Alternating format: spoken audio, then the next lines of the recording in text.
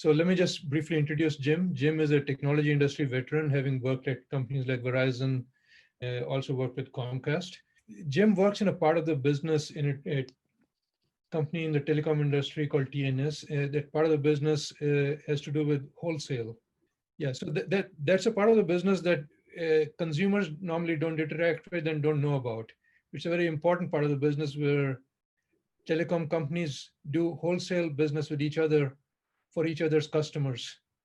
So Jim is going to talk about some very interesting capabilities they're building for voice phone calls. We still need voice. We still do voice phone calls, but there are a lot of challenges that Jim is going to address that the industry is facing, and what kind of solutions they're developing to these challenges, particularly post-COVID climate. Take it from here, Jim. Thank you. All right, thanks a lot, Atul. I appreciate it. Yes, and transaction network services is very much like kind of the Intel inside for the telecommunications space and the communications market space. We provide signaling and routing solutions for carriers that help phone calls actually happen. So we see about over 1 billion call events every single day, which then allow us to provide robocall detection solutions for some of the largest carriers in the world. So with that, what unfortunately has happened, and I'm sure many of the people that are sitting on this continue to see illegal and unwanted calls on the left side. So carriers like Verizon, Sprint, Charter, US Cellular, etc., come to a TNS or transaction network services to help protect their subscribers from receiving these types of calls. The FCC is putting a lot of pressure top down on those service providers to stop unwanted and illegal calls. And so what that then causes a problem is with the call originators and the enterprises like Hilton, Walmart, etc.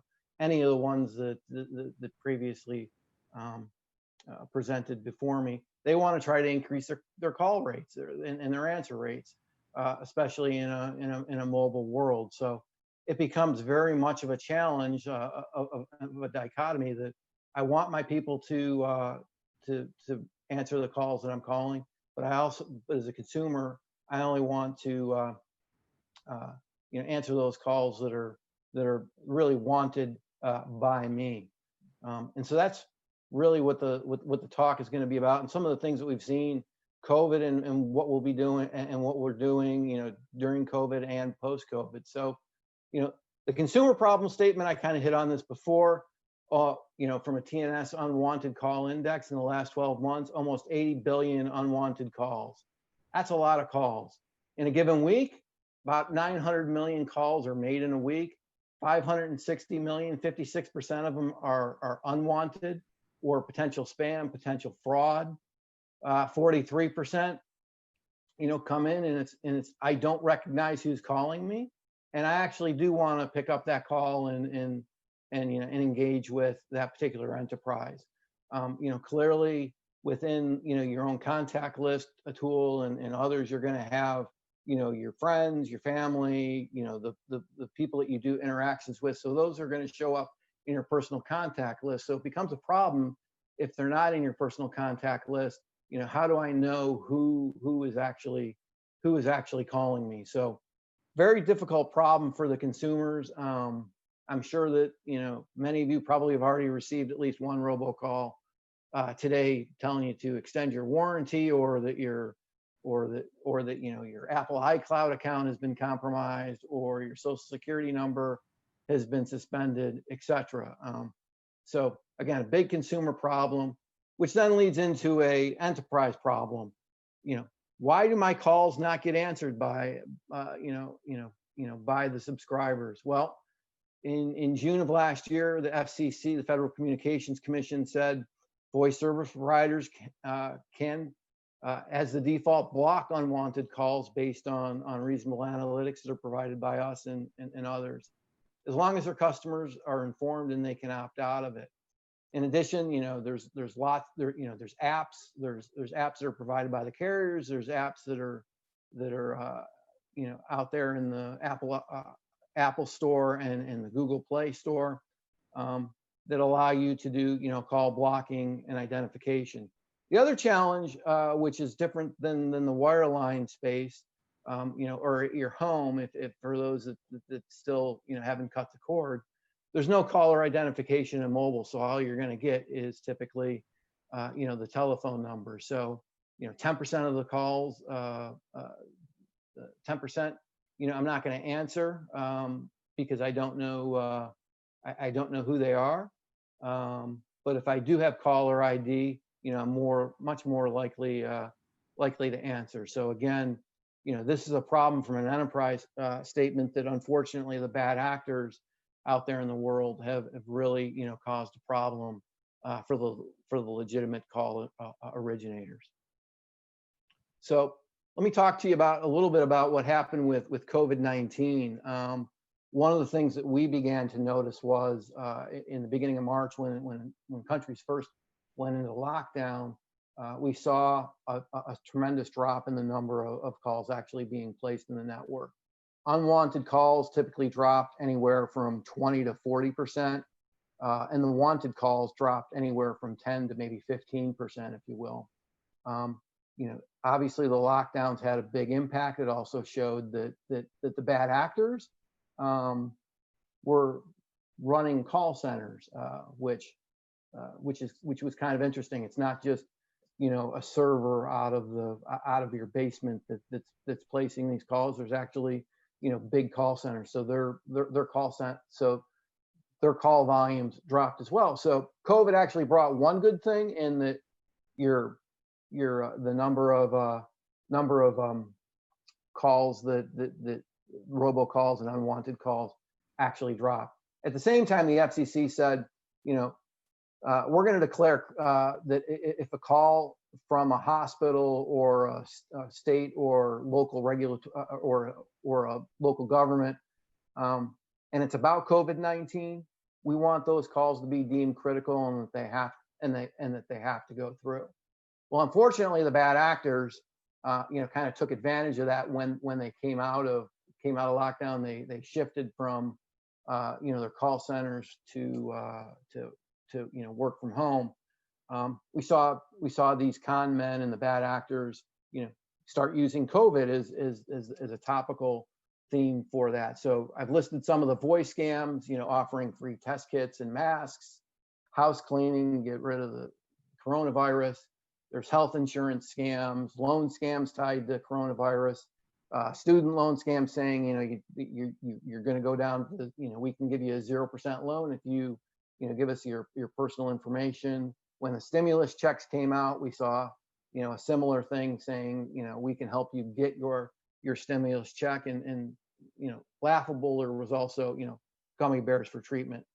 Unfortunately, also we saw robotexts increase as well, where, while you're going to be, working from home, we'll give you free Netflix for 5 months. I know that was mentioned, on the prior, how they're the leader in streaming.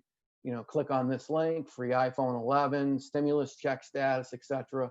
Or, my favorite, we're going to give you $130 in freebies from Costco for our loyal customers. So again, a lot of these scams emerged, and then the FCC said, well, we're going to take enforcement on that if you're a network that's allowing these calls come in from most of them came in from foreign countries.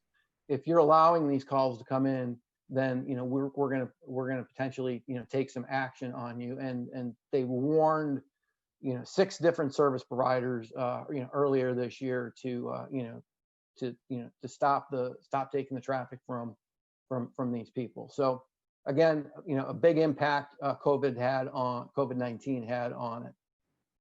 What that then led to was a challenge in critical calls, and what I want to show on this slide is, Jim, yeah. Quick question. I'm sorry to interrupt. Yeah. Your slide is still showing the cover slide. It's not moving. I think you are moving through the slides, right? Yeah, I am moving through the slides. So we are still seeing the cover slide. At least I am. I don't know about others. Okay. Do you want to try to go into full screen view for your Uh, PowerPoint or slideshow? yeah, I thought I was actually in full screen. I'm not seeing a slideshow. Uh, let me see. Let me try stop sharing and Yeah, try to share again, see what happens. share again. Yeah. Share screen. Let me share my desktop. Maybe that'll help.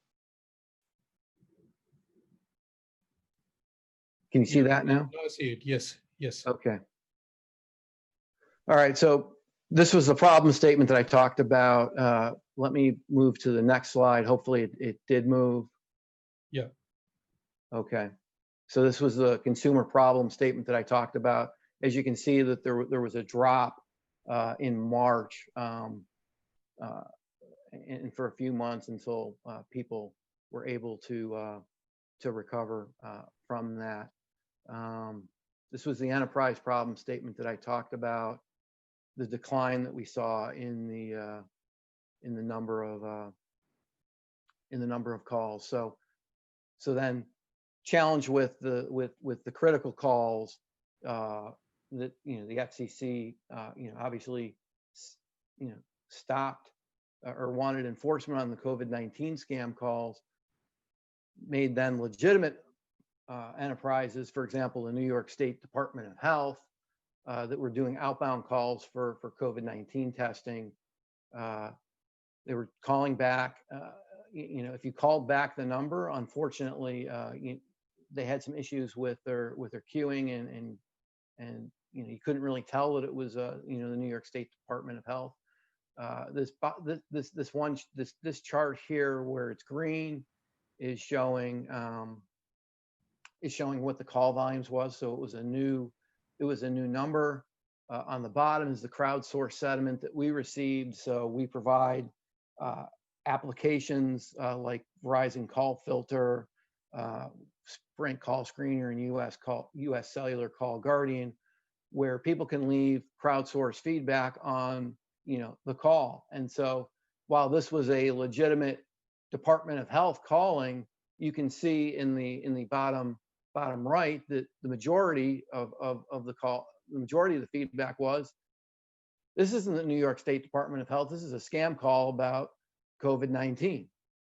And as you can see, the majority by far were that. Some said no, it wasn't really spam, or or it was some other type of call. In addition, what made it even worse with the critical calls is we started to see contact tracing scams as well. So the idea of the voice scam is someone near you has had COVID-19 and you must self-isolate and take a test. Let me make sure that you need to take the test within the next day to 3 days. And what credit card payment would you like me to send that test to? So trying to get your credit card information, trying to get your personal information. Contact tracers typically aren't going to do that. They're just going to verify your date of birth to make sure that you are who you say you are, but they're not going to ask for any personal information. Similarly, below that is a screenshot of a human contact tracing scam. They did it on the Robotech side, where you're clicking on what is a nefarious link where they can steal your information. So again, this now becomes a problem, and so what can we do about that? So let me kind of shift gears a little bit. We also did TNS did a study over the summer that tried to understand what could help drive trust back into the voice system. So the baseline is that if you just receive the number, about 11% of the people would pick up and answer a call. If it had a name with it, it would increase by 3x. However, if I had a name, a logo, and a reason for that particular call, you're 5 times more likely to answer a call with brand presence than a simple number. So good news is brand trust drives an increase in answer rates. And then we also ask a separate question about, what types of calls, would you answer if you saw the incoming call on? And so 52% of the consumers say that seeing the brand on the incoming call has a strong effect on trusting the call. It varies by, calls, who they receive from, doctors, healthcare services. So good news for Chloe that, people are very interested in, picking up calls from them. Banks and financial services, the earlier speaker, 62%. Deliveries and shipments like Uber, like Amazon, for example, 54%. From the government, 47%. So good news is, brand presence has a strong effect on customer trust. We then ask a more open-ended question that said, if you see something that says caller verified, what does that mean to you? So there's been talk in the industry about saying, either have a green check mark that I know who the customer is, or that the caller, some indication that the caller's been verified. And so we asked what the interpretation was, and they said, and the respondent said, well, 22% said that they can confirm that the call is coming from who they say they are. In this example, Bank of America, or that it's a legitimate, trustworthy call and not a bad actor. However, as you can see by the responses, people are still concerned that it may not be exactly who they say it is. It should mean that the caller is verified as Bank of America. However, scammers use so many different tools that it's nearly impossible to tell what is real from fake, especially if you're not expecting a delivery or a call. In that instance, it would have been, like Federal Express, for example. So then moving on, consumers are actually really ready for this, what we're calling this branded calling concept. So customer acquisition, education are becoming less of an issue. Over the last couple of years, we've seen, much more of an increase. There's an opportunity to reach consumers who are ready to scale. When we ask what the top caller ID or protection services that people use, comes on my phone. 25%. Again, we went across the different subscriber bases to make sure that we got a representative sample. So Verizon Call Filter, AT&T Call Protect, and Sprint Call Screener. You can see are some of the answers there. And then they're also already aware and ready to use caller ID services and call protection services. So 34% of the respondents said that they had the service was free. Another 14% said they paid a subscription for it, and so on. And you can see the rest of the numbers. So this concept of being able to deliver a branded call with a logo, with your name, with the call reason for intent, consumers are more educated and are ready to kind of take that leap. Next thing I wanted to show was an enterprise pilot case study that we did at the end of last year with the National Opinion Research Center at the University of Chicago. They're one of the largest independent social media research organizations in the United States. And so with them, what we did was we actually allowed them to say, here's what what do you want to display for the name, and what do you want to display with the logo? And you can kind of see in the middle there that they didn't pick a great name and they didn't pick a great logo necessarily. But out of the little over 77,000 calls that we received, or that were received on with this type of display, nearly a third answered it, and 19% missed it. Now, while that number seems fairly small, prior to this, so they got a 28% answer rate. The control, when they just had only their phone number, was 18%. So as you can see, a 56% 56% increase in that capability. So these are things that we're working with on our carrier partners. It's really about having the voice service provider own the customer experience, and then helping the enterprises increase their answer rates, improve their engagement rates, and reward.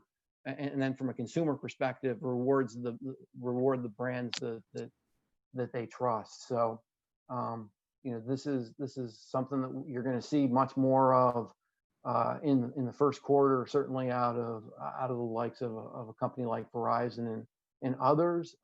They're starting to buy into it, and fortunately, with the call authentication framework that the FCC is pushing with the carriers to ensure that caller ID spoofing isn't happening.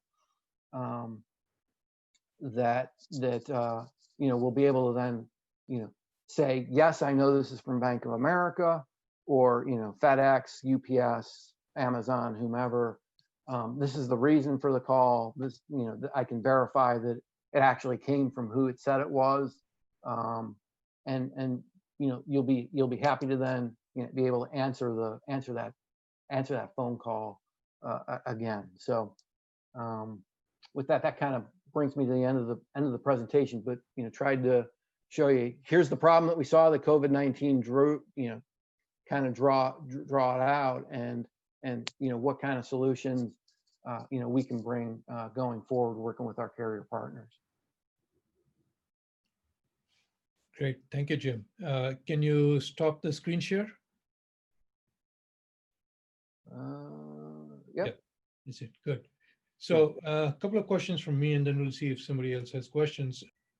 I think one of the last slides you talked about, does this logo, does this title increase customer confidence in the call and them actually answering the call?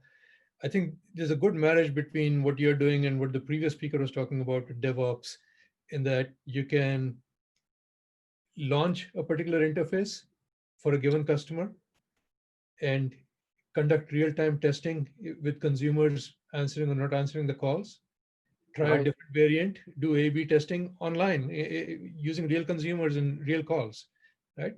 Yeah, absolutely. Yeah, absolutely. I mean, it kind of plays right into what Dave was saying before. Yeah. I'll just take Verizon for example. They could do a lot of you could do A, B, C, D, E, and F testing, right? Yeah. And then work with the enterprise on this is what worked best for this particular vertical, for example. Yeah. Okay. The other thought I had in my mind was something you and I have talked about offline, which is, I think I want to share that with the audience here, is that we are so used to digital certificates online. We go to websites, and if they're asking for our any personal information as simple as a password, if it doesn't say HTTPS, we don't proceed any further, right? Yeah, absolutely. And if you kind of go back and take a look at how long did it take HTTPS to evolve, it was probably a good 17, 15, 20 years. Yeah, I know. But just so what I'm saying is that your product offering is kind of analogous to that for phone calls, but it goes a step further, that it also blends in the intent of the call into the display for the consumer, right? Right. Yeah. So it authenticates that the caller is who they say they are, but it also provides you the consumer, the intent for that call. Correct. So you can determine whether you want to answer that call or not, right? Right. Okay, good. Yeah, absolutely. And it could be that, for example, again, I'll take a look at the banking scene, the banking vertical. So for example, it could be, I could be Citibank. I'll use them as the example. I'm doing a fraud alert. If I know that the call is for potential, a fraud alert, probably more likely to pick up that particular call then and there, if the call intent happens to be I'm late on a payment and I'm on a call like this, I'll take care of that. I'll take care of the payment later. So again, the intent of the call and who's calling me is very important. Yeah, it's a game changer. I know Yeah. from a consumer experience perspective. Yeah, definitely. Yeah. There's a question online. Are you able to see that question? Yeah, I am. It's what percentage of the people in the U.S. with a phone have registered on the Do Not Call registry? I don't know that number off the top of my head, but it is a fairly sizable number. You don't need to re-register, if you will. And yes, when it was first created, there was a lot of press accompanying. Now nobody cares. Here's the thing with the Do Not Call list in a Citibank or a FedEx or any legitimate enterprise that's calling out is going to check the Do Not Call list to make sure that I'm not breaking any rules. So there's a Telephone Communications Protections Act, which says that they should be checking that. However, bad actors, they really don't care whether you're on the do not. They're not going to call. They're almost really dialing for dollars, if you will. If I make 100,000 calls and I get 0.1% of the people to answer, average cost of fraud is about $300. You kind of start doing the math, and it's a pretty lucrative business to be in. Unfortunately, it's an illegal business to be in, but it's a pretty lucrative business. And if you go and look at how much does it cost to make a robocall, and how much software do you need, and what the cost is, about a penny a call. So if I'm making 100,000 calls, cost me a penny, and I'm getting 0.1% to answer, and I can defraud that person out of $300. Unfortunately, the ROI is really good. Good. Not good for you as a consumer, but yeah. Exactly. So that's exactly why we're trying to again, we've started with on the side of let's protect the consumer, and now we've got to figure out how do we the pendulum may have gone a little bit too far, and how do we get legitimate call originators and enterprises. And I see a lot of applicability to this across all domains. For example, the talks we had earlier today about healthcare and patient engagement and virtual care. If you get a call from your healthcare provider, on mobile phones, there is no caller ID. You just see a number. If you haven't registered that number in your contacts, you just see a number. You have no idea. And it might be an important alert about your health situation, about some tests that were done, but you don't answer the call when you need to, right? Right. Or worse, Atul, your wife got into an accident, and you need to go to the hospital right away to be able to help her. Those are certainly the kind of calls that you're probably not going to have the local hospital number in your personal contact list, but you do want to receive that call. And so if you knew who it was, then that would certainly change the game. Right. Okay. Any other questions from anyone? I see. Yeah, one more popped up. Do you see that? Let me look it up. Spam alert on my phone works great. I don't remember registering for such a service like Do Not Call. Can we register for spam alert? Is there such a service? I know on the Verizon side, they've actually pushed out call filter to their entire base. I think AT&T and T-Mobile have done a similar thing. So I'm a Verizon phone user, and I do have call filter here. Yeah. There's a free version, and they also offer a more feature-rich version for a monthly subscription. Correct. Yeah. Right. Correct. Yeah. So you'll get a little bit more information. You'll be able to manage what types of calls you would want to receive, et cetera. So the FCC has been pretty hard on the tier ones, and so that's why they've responded and tried to offer it as a free service. So all the subscribers on Verizon today should have Verizon call filter or you can upgrade to the Call Filter Plus. The other piece, a tool that I wanted to mention is even if you don't answer the call, it'll still have who called you in your call log, and the reason of the intent, so that you can go, oh shoot, I missed the call from my local doctor, and I want to call him back. Great. Okay. I think we should close at this point, right? Good point to close. Yep, So I think Jim, so. yeah. So Jim, thank you very much. Great talk.